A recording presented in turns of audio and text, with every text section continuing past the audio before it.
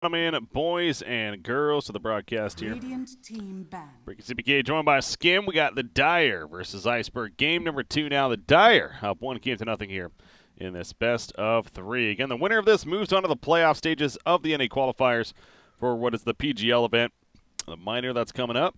And they move on to play Complexity. So, and as of right now, that is scheduled to happen after this series finishes. So again, with all these tournaments going on, and as we mentioned earlier, Complexity currently even playing Evil Geniuses in a completely other event, things could be changed / delayed. I mean, we'll get to that when we get to it. We got a series here though, that's what matters.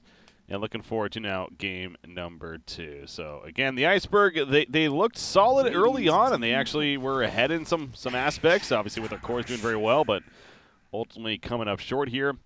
Skim, do you think Iceberg got what it take to at least take a game here on the series? Yeah, I do. I think there's a lot of promise in this team. Obviously, I mean, it's a very young team still, but I think they've shown in pretty much every game that there is some aspect to their performance that is noteworthy. Even though they don't have the best track record, like they haven't really gotten very deep into these qualifiers. Yeah, they've sort of beaten teams here and they were tied at least, but they usually come short against all the favorites like DC, the Dire now, or the Dire previously even. So I do think they have the potential to take a game off of the Dire, but ultimately the Dire is the favorite here for sure. But we'll see. Maybe just one draft can change it all. I mean, who knows? Maybe they have something up their sleeve that we haven't seen just yet. And we do see a little bit of a different draft than last time around. There's a Spirit Breaker now, and the Dire are actually, or Team Dire are now the ones with the Nature's Prophet. Earth Shaker. I swear to God, it's also, they make a point to be on the Radiant side. Like, every time I've casted this team, I feel like they've been on the Radiant side as well. Oh my God. I believe they did pick Radiant in this game.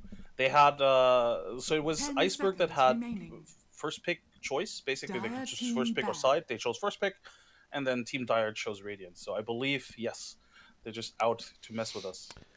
It's working. Keep it up, EPD. Keep it up. All right, anyways, yeah, the Spirit Breaker coming out, of course, going to end up in misery, I'm sure, obviously with the Nature's Prophet on top of that. AA coming out for Iceberg. Remember, we saw that in the second tier advance last game. But Iceberg manages to snatch it up for themselves here, and, of course, the Earthshaker now to follow. I believe the initial bans are the same that we had the first game, and again, the hero that stands out to me, at least, that is still there is that Necrophos. Now, it wasn't a losing effort last game, but it's still a very strong hero to pick up here. Against an AA, it does get a little weaker, so I guess it comes to, if you're Iceberg, you could potentially pick it up. I don't know if the Dire is picking it up, though. I just doubt it. Like you said, there is already that AA on the other side. Sure, it's just technically just one hero. It doesn't necessarily count him completely, but it is quite noteworthy. So I doubt they're gonna pick it up. But it's PPD. Who knows? Maybe he'll pick it up just to prove a point. Hey, I can beat AA with my Necrophos. And nope, it's gonna be an Oracle. Interesting from Iceberg to pick up the AA Earthshaker that quickly. Yeah, sure, Earthshaker can technically be played as a core or as an offlaner, but it does kind of already. Oh yeah, I think in most cases you will assume that this is their support duo, and you can already see it from the Dire's bans. They ban out the Bad Rider and the Phantom Lancer because they know, well, they pretty much always already have their support duo anyway. I love seeing the Oracle. I've always been a fan of this hero. I've made that point when I've been casting recently, whatever, that this hero is so fun to watch, especially somebody that plays support a lot myself. And I always consider this hero, the biggest reason why I like to watch it is because I think it has one of the highest skill caps of a support hero, especially in the game. I mean, when you see a good Oracle player, it is fun to watch, from you comboing all the abilities, not only using False Promise in the Name of Cain, but, again, it's how you use the Fate's Edict, it's how you use Purifying Flames after the fact offensively or defensively, and how you even use the Purge to top it all off. So it's difficult to do well, but obviously at this level, you do expect that here. So Fate's Edict, with that said, is definitely going to be a strong tool this game already. There's also an interesting interaction where, although it probably isn't really that relevant with a Spirit Breaker, what we could do is you cast Fortune's End on a teammate, right? But then the teammate jumps an opponent, and as long as he's close to that opponent, the opponent will still be bound by the Fortune's End. So that is definitely something that could look towards, but with a Spirit Breaker, it doesn't necessarily make too much sense because his charge is already going to stun the opponent anyway, so it doesn't really matter. That's true, yeah. Well, they go Dragon Knight. They do get another stun here. One that perhaps could eventually get that Blink Dagger, Shadow Blade, whatever it is to get in there and get that Dragon Tail off. But the CCNC Dragon Knight most likely going to be seen. Response to the puck, perhaps, you think? Yeah, it does. It does sort of solid in lane. Puck is a strong laner just because it's been he, she, no matter how you want to look at it, has been buffed quite a little bit over the past couple of years now, especially in terms of attack damage. And Dragon Knight, just a lot of armor, just a lot of regeneration, can deal with that harassment. And just overall, I mean, it adds to their push, right? They already have the Nature's Prophet. With the DK now, they can pretty much transition any sort of team fight into an objective. So this is something that Iceberg has to look out for, and right now they have decent counter push with a Fissure, with the Illusion Orb, but they'll probably need something on the core position that can also deal with waves quite efficiently. A little bit of a curveball there from Iceberg, so kind of just assumed there's going to be a puck mid, but probably now more the offlane puck here, as they go OD for the mid matchup instead. Take care of the DK, so I think it's safe to say that he's matches up much better against the Dragon Knight now. Yeah, I mean, OD does well against virtually any hero in lane. There's only a few heroes that don't necessarily, I mean, that he technically gets countered by. DK isn't really one of them, because DK definitely wants his mana in lane, and especially early on, without the Dragon Breath, it's going to be very difficult for him to actually find enough farm to get his bottle. So this is something they'll have to look out for, but, I mean, it's Dota. It's probably not going to be a 1v1 lane anyway, so this is going to come down to the support rotations again. But generally speaking, OG should do very well in this lane. Even though, again, the harassment part still applies here. Yeah, he's still gonna get annoyed by the imprisonment, but at the same time, he has a lot of armor. He has regeneration. He's not gonna get killed. It's just gonna be a question of whether or not he can find those last hits. All right, so we'll see what their one position is. Most likely expecting that to be the... This kind of feels to me like almost like a 4-1 lineup here on the side of Iceberg. I know OD is definitely a hero that can transition into a pretty solid carry throughout the game, of course, but it feels like a lineup that where you send OD even with the others, or even just Puck or Shaker AA alone, they can go around setting up kills while in this case, your one position hero just sits back and farms. So almost something, I don't know if an AM makes sense here necessarily, but kind of that theme. It could work. It definitely could work. Or, I mean, not necessarily the AM specifically, because there is quite a bit of counter now with the Spirit Breaker and the Nature's Prophet, and presumably if the Dire have any other core that has some sort of disable or burst, I'm not sure Anti-Mage would make a lot of sense, but, you know, the Troll Warlord sort of fills that role as well, and he can help his team out with his ultimate still without being physically there, and, oh, that's a Draw Ranger lineup. Wow. They were ready for that one. Yes, instant pick almost. Okay. Yeah. And that is a support ranger? Misery is currently selecting the Draw Ranger. Nah, they're probably gonna this is just a troll. No, this is just a troll. Yeah, or misclick, whatever. But no, this is not a. We're not gonna see a Pie Cat Spirit Breaker. Come on now. No. They're keeping them guessing to the very end here, but I don't think that's actually happening. Yeah, I mean, it just threw me off to see his name there. Oh no, I can understand that. Yeah, no, now that you mention that, it does look funny. Troll Warlord, though, yeah, again, that doesn't necessarily go to what I was thinking, at least. I mean, this is more of a core that will be able to be active with you much sooner than something like the AM perhaps would have been able to be. But again, AM was a bad pick. As I want to reiterate, I don't think that was going to be the pick, but just something like it. Yeah, I get that. Yeah, something like that idea. So they go Troll, though. So great for pushing objectives. The snap pick Drow, though, whoever plays, okay, whatever, but Drow, I mean, obviously you got the synergy with Dragon Eye, the Elder Dragon form at least. Going to be good for pushing objectives. So why did they like it so much, though, you think? I think they just saw that they can exploit this lineup a little bit, the Iceberg's lineup, I mean, in the sense that, you know, this Iceberg lineup is going to take a lot of time to come online. The OD, the Troll Warlord, both of them don't really do well early on. They definitely need time and farm, and, you know, if they can't really apply a lot of pressure. AA also isn't necessarily a support that can apply a lot of pressure. Earthshaker, yeah, and Puck maybe a little bit, but it's not going to keep the draw down, so I think in PPD's head, it's, well, this is a free draw game for them, because if they just get what they want, they finish this game in, like, 20 minutes, pretty much. And this is definitely something that Iceberg need to look out for.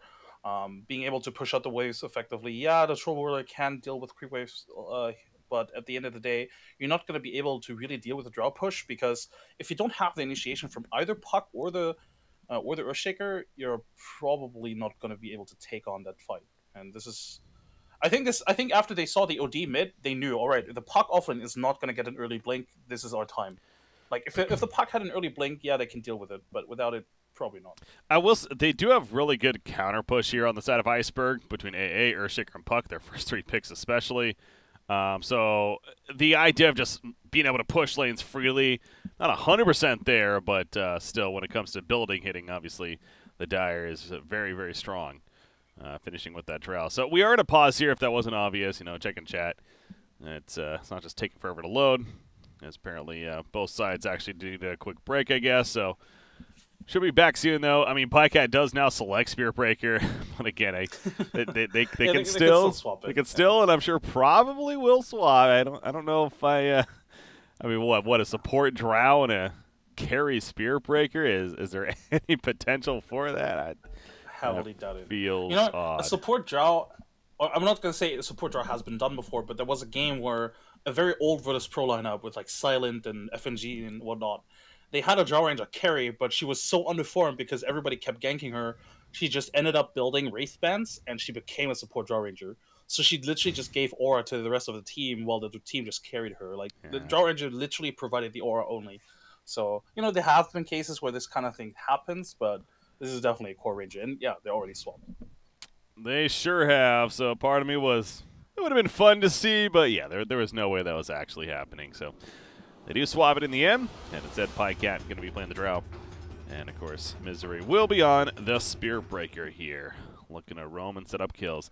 I will say early on in this game, too, this seems like a strong... I mean, both sides definitely have their strong potential, but as far as the landing phase goes for the Dire team here, you got Spirit Breaker roaming in, you got the teleport presence from Nature's Prophet, of course. Especially something like towards the middle lane, you got the Dragon Tail stun from Dragon Knight, so... Going to be interesting to see how active they are and where they look to set up ganks here early on in this game. Because especially with the Spirit Breaker and the Orb of Venom here, he's going to be looking to kill people somewhere. Oh, for sure. And this is definitely... I mean, I'm not going to say this game is going to ride on Misery's ganking, but he definitely has to do quite a bit here in this early laning stage. I mean, it is a Spirit Breaker after all, and he's sort of the main initiator or the solo initiator in a sense. And again, we did highlight the DK versus OD matchup isn't necessarily DK favored. So trying to go for those ganks, even though, against Astral Imprisonment, it can feel futile, but if they time it correctly, if he knows it's on cooldown, there's definitely opportunity, together with the Nature's Prophet as well, to find that kill on the OD. So this is definitely something Iceberg, and especially Clairvoyance as the Earthshaker, they have to look out for. They have to position themselves correctly and not get caught out. Yeah, another couple of things I really love about Oracle, going back to him real quickly. One being... This hero, again, on paper, you figure just the defensive prowess that he brings to the table. Obviously, he's great for that with the False Promise, the heal saves, and everything. But offensively, this hero can also put out some good damage. The Purifying Flames, especially to finish people off, we're looking at 360 damage at level 4, and it's a 2.25 second cooldown. I mean, if you can spam that ability, obviously you don't necessarily want to because of the idea that it'll heal them up, but of course mixed in with the Fortune's End, that's where it becomes really, really strong. But as say Spirit Breaker's charging in, catching that target off guard with a big burst damage initially can definitely set up some kills. So there's that, and then using the Fate's Edict as a disarm as well, kind of a fun tool perhaps against like the Troll here throughout this game. But you got to be a little careful with that sometimes, of course, but can definitely come into play. For sure. And what's also great about Purifying Flames is also that it's not a projectile that you can dodge. So Puck, yeah, you have the phase shift, but it doesn't really dodge it. He'll still have the skill, so it's not wasted by any means. So this is definitely something where they do have kill potential, but looking at the way the lanes are positioned, I do believe that the Dire or Team Dire are looking to rather try something top with the Spirit Breaker and the Nature's Prophet. And like we saw in last game, Brax with the early boots and then into phase boots. This is pretty much a standard build at this stage, where you just go for those early phase boots and you just take over the lane. And I wouldn't be surprised if they. Looks like Zai is actually the one getting initiated on. I mean, Ancient Apparition. Oh, yeah, the Fissure on the wrong side. Kind of goes for just his own TP though, and he will be fine with that. So good decision from Zai right there to prevent a first blood from coming out. But yeah, I mean, Ancient Apparition, I talk about this constantly whenever, obviously, we see this hero plenty nowadays. Chilling Touch is such a good tool this early on in the game, especially. I mean, essentially, in a dual lane, let alone if you put it on 3 heroes, you're looking at it's 450 damage if you put it on 3 heroes between 3 auto attacks on each. I mean, it's a ridiculous amount of damage. So Nature's Prophet almost got caught off guard by that, but he made it out in time. It really is really strong, and this is, I mean, up until the Prophet does have face boots, he's definitely vulnerable. But once he has those up, he can turn around on any of these supports who aren't squishy themselves. Maybe even Clairvoyance here. Oh yeah, top lane, Clairvoyance. Fissure throws it out. One more auto attack needed. Just out of range, spawns another lonely tree. It's not going to be enough. The Ice Vortex to slow them down a little bit too. Okay, well, Earthshaker. Okay, the boundary rune, no! He wanted to get himself denied. I can't blame him. I mean, he could have got the boundary rune and got over here, actually, in hindsight. But he just wanted to make sure to deny himself, prevent the first blood, and that he did. So, well played in the end as far as the getaway is concerned. But, yeah, he kind of was caught up there. I got to that late. I mean, what was the deal? Was he trying to just get a gank and then... I think, yeah, it was just an awkward timing for him. Oh, mid lane. See, this is the timing I was talking about. He just used Imprisonment, and they're going to go for the kill. He got 117%. Can he get another? No, he cannot. Oh, the flame, that was enough. The breathe fire. Secures the It's kill. perfectly timed. A good call from CCNC, but also good positioning from Misery to be immediately there. Like, if he had been top lane, it might not have been in time. And speaking of top lane, well, we were wondering, not even wondering, but expecting Misery to roam on the Spirit Breaker quite a bit, and boy, is he doing that. He gets another kill set up right here as Zai will pick up that one, but middle, the top jungle, he's doing his part, it's safe to say. yeah, and in comparison, Clairvoyance, unfortunately, has been treading behind because he did get picked off top. He wasn't around to defend mid, and he wasn't around to defend top either, and might not be around for this one either. Oh, when he's coming in. Another 17% here. There goes that the Chilling Touch, however, so you got to be a little bit careful as far as turn potential, and this is what we're talking about, Misery. Now the trees are kind of blocking a little bit and also putting a turn kill potential. Misery is in trouble, though. He will end up falling, but at what cost now, Zai? He needs to keep running, though. Charlie on the Troll Warlord. Going to be able to run him down nice, very far. Oh, that was actually a stick pop, excuse me, right there. Coming out from Zai. Ready, and maybe trying to get himself denied, if anything. Not going to happen. He went for the turn also the last second, but yeah, we're having some close calls here. Ends up being a couple of kills, still coming in. Oh, you're right, yeah. He might get a double kill here. No. Well, he's going to at least get the one. Can he get the two? Bash? Oh, if he got a bash there, that would have been epic. Now he might die in return. No, the aggro on the trees, and they end up running him down and secure the kill in the end. Okay, so it's a double kill for the team at least because of that. Oh, and he's just going to charge out. Doesn't have the mana for a Fissure, otherwise it's a kill for him. Spirit Breakers are fun to watch. It is. It is. In the meantime, mid lane, Brawl actually losing this lane. This is not only because of the kill, but also because of the early stages of the game where Brawl was unable to effectively zone a CCNC. Although, to be fair, I think it is difficult with the DK still, especially since Brawl doesn't have any support from his Earthshaker either. Yeah. So now CCNC is actually pulling ahead in terms of net worth, in terms of last hits. Well, I suppose net worth as well. And both those categories, and now he's in the Elder Dragon form, so now the precision aura starts kicking in, of course, with it when it comes to his last hitting potential. And in fact, middle lane, here comes Oracle. That's that level 2 Purifying Flame, so some big damage potential. He's going to put himself under. The imprisonment. Ancient Apparition is also here, and that'll be the cue for PPD and CCNC to fall back. Not worth the dive. But yeah, Dragonite having a very good time here. Bottom lane Pike is being initiated on. Charge, though, coming out from Misery. He charges on through. The Gust happening as well. Puck, he's silenced up, and the Bash proc comes out for the Spirit Breaker right there. And now the Sprout onto Earthshaker as I ports in. That's what you like to see from your offlane Nature's Prophet. Ready to port in on Q. He does so and gets the kill. Onto Earthshaker there. Such an unfortunate timing for Iceberg. I mean, they had the right idea trying to find a kill onto this Draw Ranger, but at the same time, Spirit Breaker was already charging bottom the entire time, so was just there on time to save the Draw Ranger. They turn it around, and they can translate into the push as well. God, that right-click damage, yeah. Bash comes out as far as a charge bash, and didn't even need a second one. Zai, more than enough damage. Again, you factor in the precision aura, even at level 1, still that much more on those right clicks.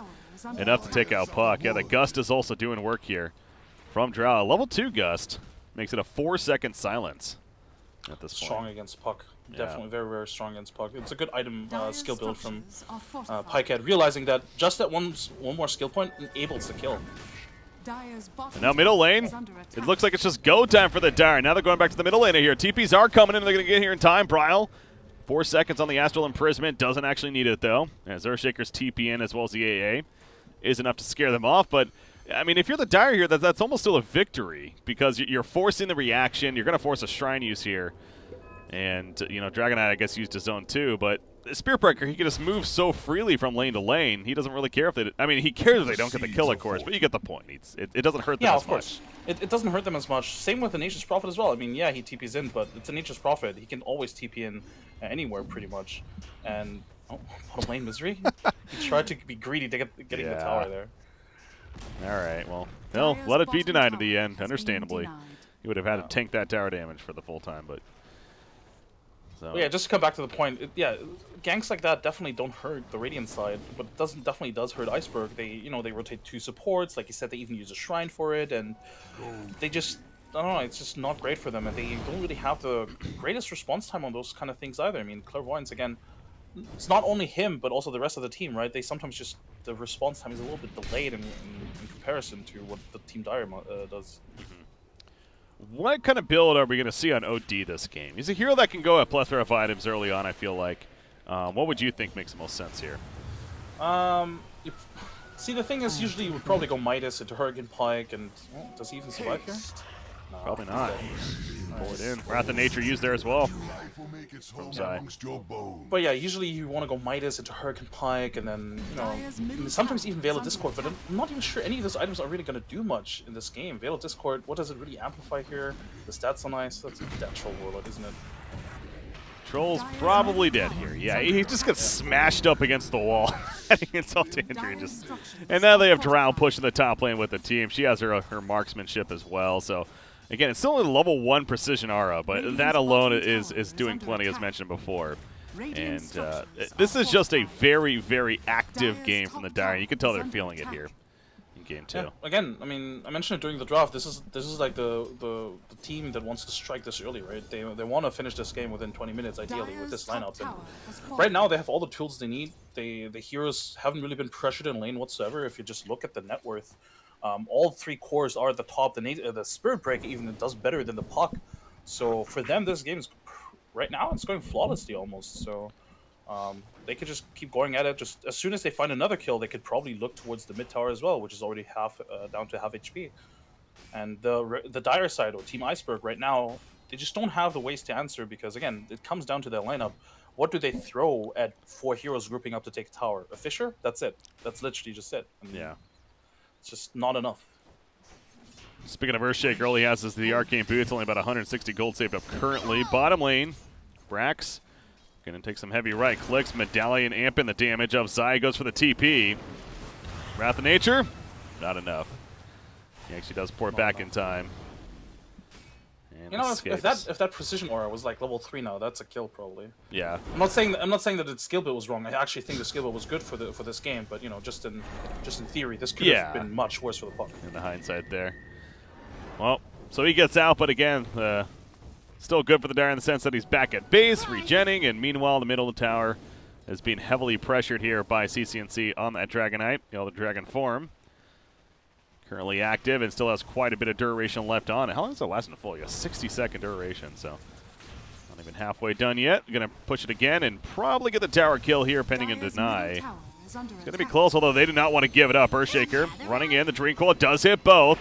Man, that was a huge spread right there. Dragon not going to be put under. PPD, meanwhile, he will end up going down once level 5 denied on a false promise. The turn kill onto OD, though. The flame comes out, and he will fall. That's a buyback from PPD, by the way, and they're running down Charlie now. He's going to be massively slowed by these frost arrows here of the Drow Ranger, and eventually just run him down for the kill. There's nothing more than Troll Warlord could do at that point. Out comes the Fissure, at least, from Earthshaker to stall the rest.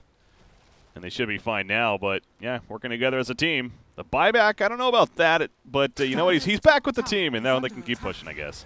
He's back with the team. I think the idea behind it was, you know, the DK was.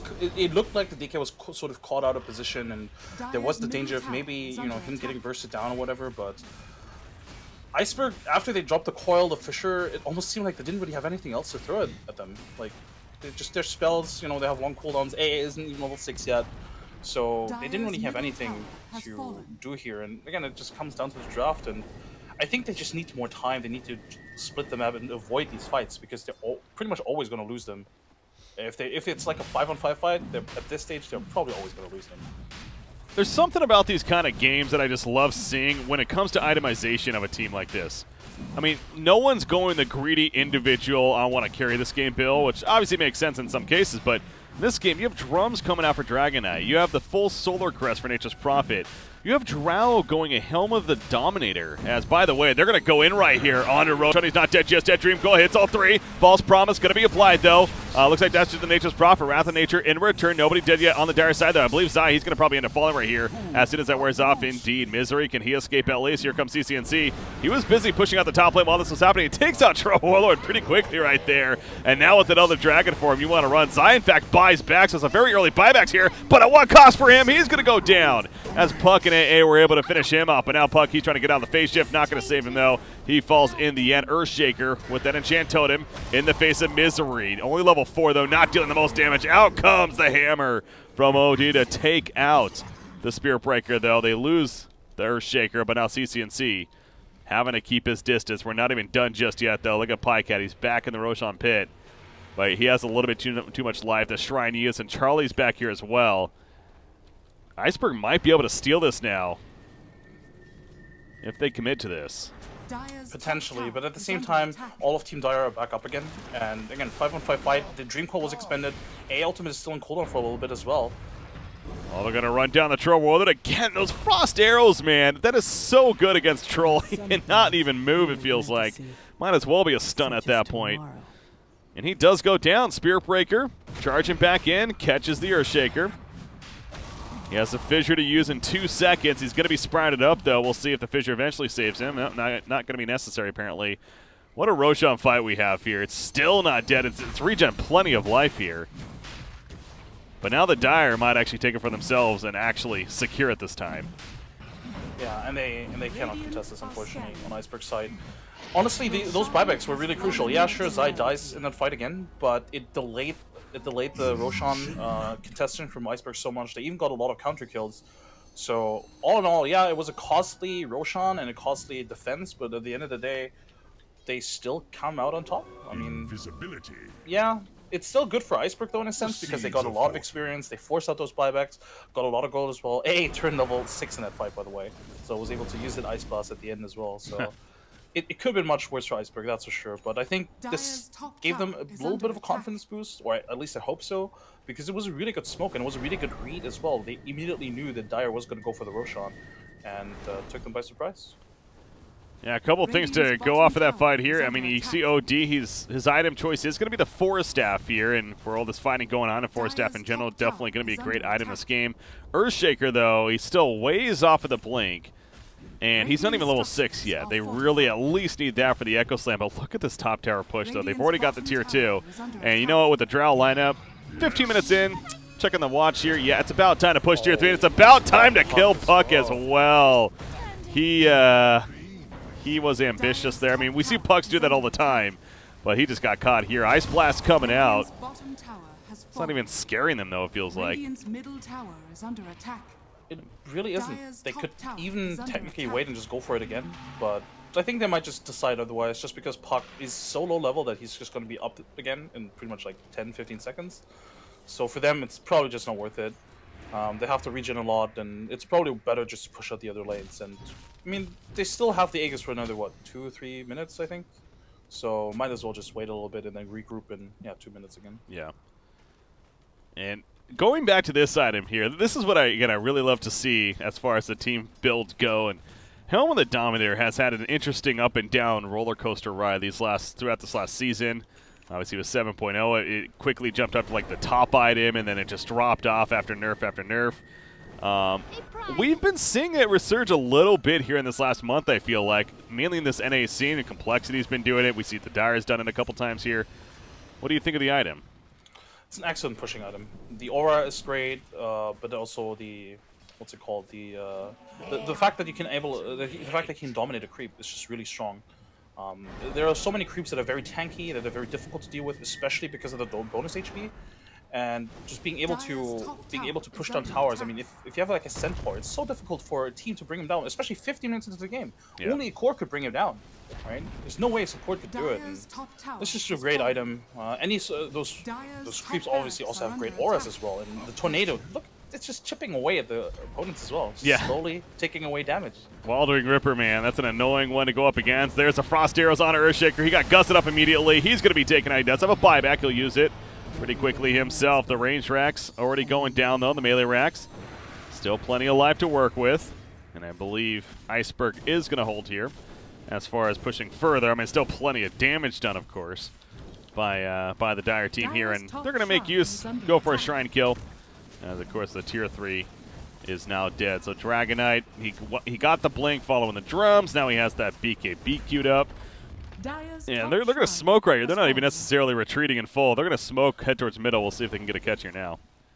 And there's no real need to slow down either. You just don't want to give them time to farm up any necessary items, especially the blink on the Earthshaker. Not that he's really close at all, but you know, you just don't want to take that chance. Ice Blast, is that even going to hit? I think it does hit the Trowel, the Gust. Avoided by the puck right there, I believe. Off to the side, though. Okay, never mind. Puck actually jumped in, does get taken out. Earthshaker goes down as well on the back lines here. So, yep, good find from the Dire side. The False Promise keeps PPD alive throughout that as well.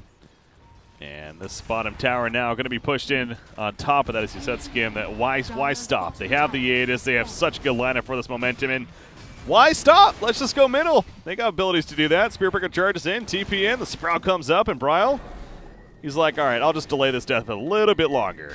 And now he's dead. He's very dead, and it's so difficult for Iceberg to take these fights. They don't even have Dream Call right now. Their only initiation is just like throwing a long-range Fisher, AA Blast, and then hoping that they can burst somebody down. But can they really at this stage of the game anymore? It doesn't seem like it, man. I think that's the answer you're looking for right now. As rhetorical as that was, I'm sure, but to answer you, no. It just doesn't seem like it. Spearbreaker, he's going to be healed up by PPD there.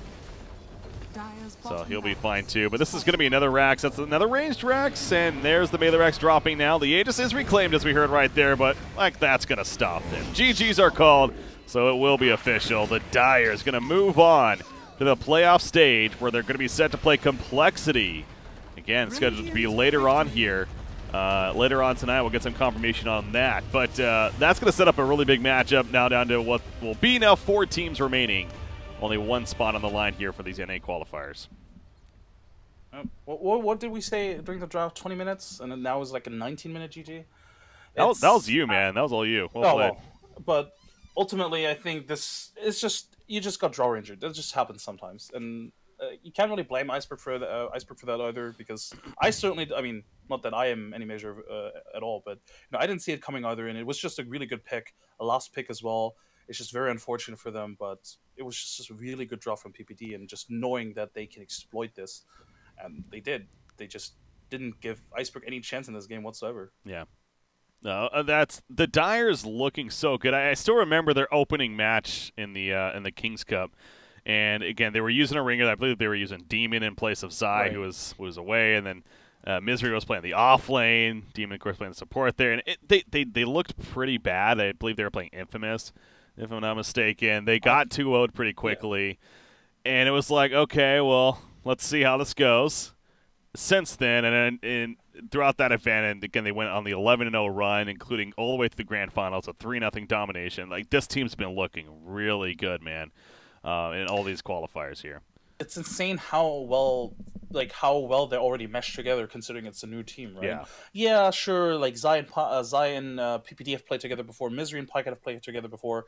I believe PPD, Zai, Misery, and Pikehead have also played together at some point before. There was like a couple like smaller team stacks that they played for maybe like a couple of weeks, but it's fascinating that they can play this high level Dota already this early on, and it's honestly scary. What they can do in the later months, right, when they've maybe even boot camped on LAN together. I mean, God forbid they even get more time to play together. So this is definitely a team to look out for. And unfortunately for Iceberg, they didn't make it. But again, I think there's a lot of talent and a lot of promise in Iceberg, and they just need to keep going at it. Not everybody can be like a Team Dire that just just immediately clicks. Meshes together. Yeah, no. The NA scene, it's been hearing it time and time, and I think it's for good reason. It's probably one of the toughest years coming up for NA, especially if not ever, that we've seen. So yeah, definitely for a team like Iceberg, kind of caught in that wave even of just all this talent. Really, that's in the scene this year. But I'm with you. I mean, I've seen them a couple times now myself, including this series. Yes, fairly one-sided in the end, but overall there is a potential there. And again, there's a lot of events to come between the minors and majors here. So look forward to seeing how they continue to progress throughout the year too. But again, Dire, the team, moving on, playing Complexity in the next round now. As I'm looking at here and showing you guys, obviously Complexity and Evil Geniuses is in game number 3 now of their series. So Complexity taking the first one, EG taking the second game, it looks like. So in the game 3, they got to play this first. This is for the Star Letter qualifiers. And then after this is done, I assume at least that then we will be going to the Dire versus Complexity for now the PGL qualifiers that we're casting here. So I'll get confirmation for you guys for sure. But I believe that's the plan. So for now, I'm going to keep the stream on. I'll come back and let you know if anything else changes. But Skim, appreciate joining me. I assume you're going to stick around for that series as well? Yes, I will. All right. Good stuff. Look forward to it. Well, guys, wrapping up here for now. I'm Breaky CPK, joined by Skim. Our PGL qualifier coverage going to wrap up for now. But again, a big one coming up. What should be after this game here finishes. Complexity versus the Dire. A spot to the NA qualifier finals is on the line. Stay tuned, guys. Well, enjoy watching. I'm sure you're going to hop over to that other series. We'll see you after that one finishes.